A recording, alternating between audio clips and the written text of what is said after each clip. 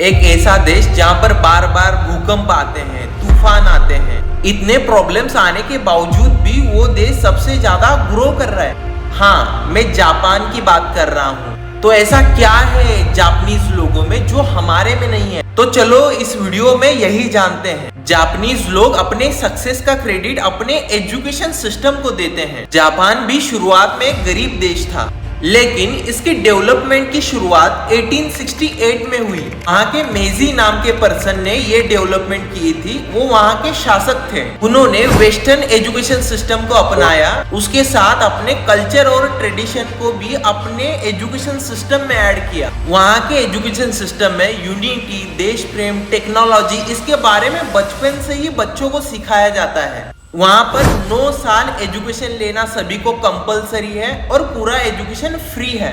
उसमें शुरुआत के 3-4 साल इतने इंटरेस्टिंग तरीके से डिजाइन किए हैं कि वहाँ पर बच्चों का अटेंडेंस 99% से ज्यादा होता है और education drop out only 1% to 1.5% है। उसके साथ स्कूल एजुकेशन के साथ culture development, karate, self development, music, इसके भी अलग वर्कशॉप लिए जाते हैं। पढ़ाई के साथ बच्चों के इंटरेस्ट को भी बिल्ड किया जाता है और वहाँ पर स्कूल में कोई भी प्यून या साफ सफाई वाला आपको दिखाई नहीं देगा, क्योंकि बच्चों से ही ये सारी चीजें करवाई जाती हैं और बच्चों को अपनी रिस्पॉन्सिबिलिटी सिखाई जाती है। और खाने के मामले में सभी बच्चों को सेम सब्जी, सेम खाना दिया जाता है, कोई भेदभाव नहीं किया जाता। वहाँ पर 10 साल की उम्र तक बच्चों की एग्जाम नहीं ली जाती। 10 साल की उम्र तक बच्चों को वैल्यूज सिखाई जाती है। बड़ों की रिस्पेक्ट, कैंपस क्लीनिंग, हेल्प करना, एंगर मैनेजमेंट, पब्लिक स्पीकिंग, ये सारी चीजें सिखाने के ऊपर ज्यादा फोकस किया जाता है। वहां पर फेल होने का ऐसा कोई कंसेप्ट नहीं है।